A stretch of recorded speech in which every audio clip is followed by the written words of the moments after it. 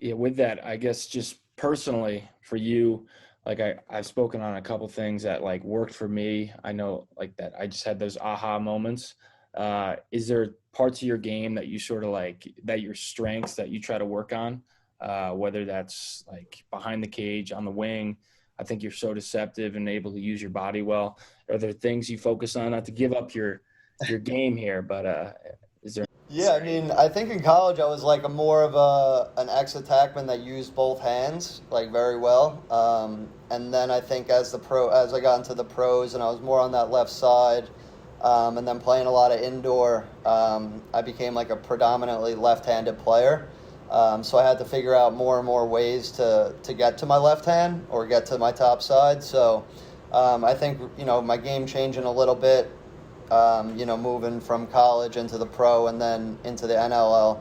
I had to come up with other ways to kind of get to my strong hand because as my strong hand got a little stronger, my weak hand also got weaker. So I felt more confident getting to my left side and getting to my strong hand. So I think that was my main thing of, realizing that I'm more in this low left wing area. So let me play to my strengths here and get real good at my left hand and getting top side and, using my body to get to certain areas on the field.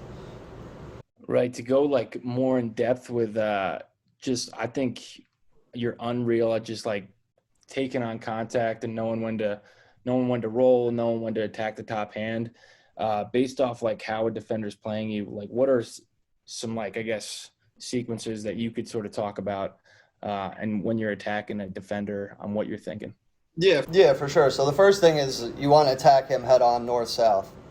You want to get the defenseman backpedaling, moving backwards as you're running full speed at him, and then I like to make a move, usually a hard left to left split, and run full speed and try to get top side there, and then I kind of make a decision from there.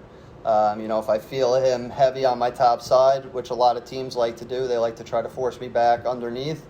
I try to, keep fighting. And then, when he gets so heavy top side and I have a good angle to roll back, that's when I try to roll back and get to my right hand, or I could get back underneath to my left hand. But I think mainly is dodging full speed head on and then just kind of feeling where that defenseman is on your back and really, as an offensive guy, you dictate where you want to go on the field. So you have to be physical in the game of lacrosse, and you have to dictate that on your own. And you can't let the defenseman push you around and get to areas on the field that they want you to get to.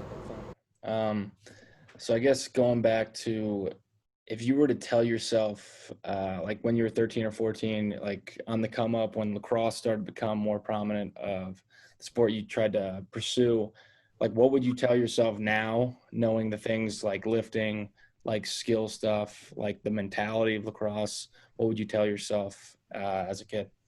I think growing up I had a pretty good work ethic, and I worked pretty hard in developing my game. But the thing that I preach to the kids that I coach now is like every kid that plays lacrosse goes to lacrosse practice. So if you just show up to lacrosse practice, you're doing the bare minimum as a lacrosse player.